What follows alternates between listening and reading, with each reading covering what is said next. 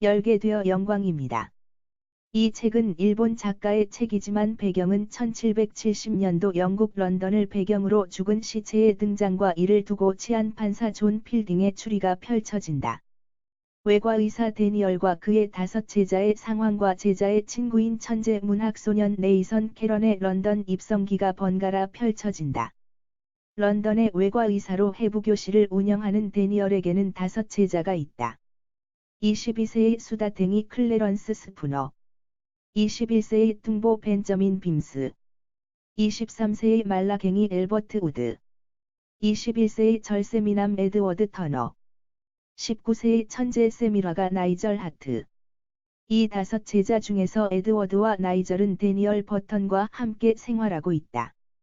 이들의 해부교실은 당시 사람들의 인식이 해부학을 저주받는 짓이라고 생각하여 시신 수급에 어려움이 있으므로 주로 무덤을 파헤쳐서 시신을 팔아먹는 사람들에게 불법적으로 구입하여 해부를 진행하고 있었다.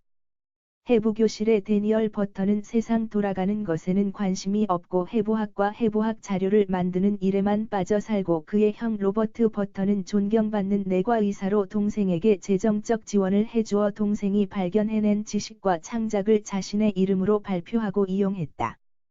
어느 날 임신 6개월의 여성 시신을 무덤 도굴꾼들로부터 구한 데니얼을 해부하고 인간 장기의 모습을 기록하려고 준비 중인데 런던의 치안을 담당하는 보스트리트 러너스라는 조직의 대원들이 해부교실을 급습하여 임신한 상태로 죽은 여성의 시신을 찾으려고 한다.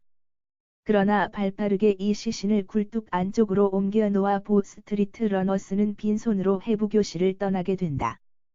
다시 굴뚝 안쪽의 공간에 숨겨놓은 임신한 상태의 시신을 꺼내놓으니 왠지 길이가 줄어든 느낌이다. 천을 풀고 시신을 보니 아까 난로에 넣어둔 임신부의 시체가 아니라 사지가 절단된 강마른 소년의 시체가 나타난다. 그리고 굴뚝 안에서 시신을 찾던 제자들은 그 안에서 또 다른 한 구의 시신을 발견하는데 그 시신은 얼굴이 뭉개진 남성의 시신이었다.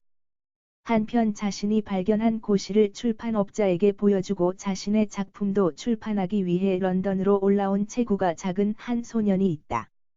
이 소년의 이름은 네이선 캐런으로 그는 고시를 발견하기도 했지만 고시에 쓰인 고대 영어로 자유롭게 시를 쓸 줄 아는 능력을 가진 천재였다.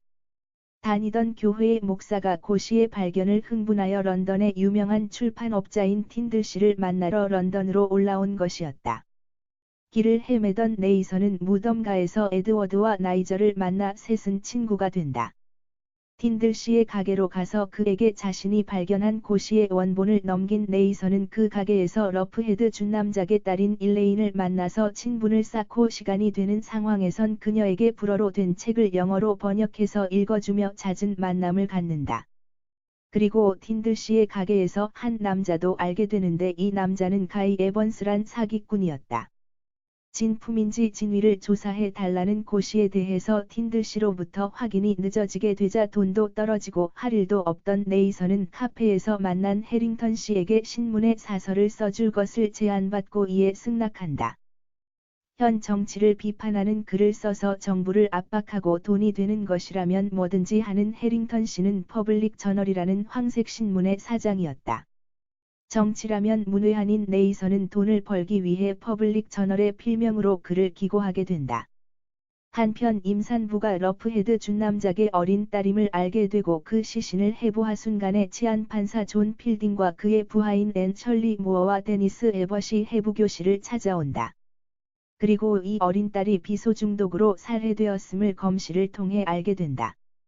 그리고 나머지 2 구의 시신이 누군인지를 존 판사는 조사하게 되는데 이 사건에 대해 가장 추리를 많이 한 사람이 에드워드 터너 군이었다. 그의 추리에 의하면 비밀 공간이 존재하는 이 집의 난로 구조를 알고 있는 사람은 5 제자 이외에도 데니얼 선생님의 형인 로버트 버턴이고 그녀는 러프헤드 준남작의 주치의로서 일레인 양의 주치의이기도 했으므로 일레인 양은 로버트가 죽이고 그 난로의 비밀 공간에 시신을 숨겼다고 주장한다. 관연 저명한 내과의사로 영국 내 세력가들과도 교류가 있고 명망 있는 로버트가 일레인 양을 임신시키고 살해했는지 조사가 시작된다. 그리고 사체가 절단된 소녀는 에드워드와 나이절의 친구인 네이선으로 밝혀졌다. 그리하여 존 필딩 판사와 그의 조카딸이며 부하인 앤 셜리 모어는 네이선의 생활과 사건을 추리해 나간다.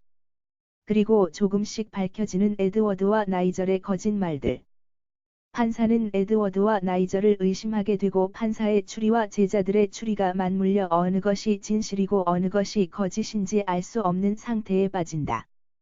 그리고 후반부로 갈수록 사건의 전말이 드러나는데 마지막에 에드워드와 나이절의 재판의 모든 것이 밝혀지며 반전이 있다.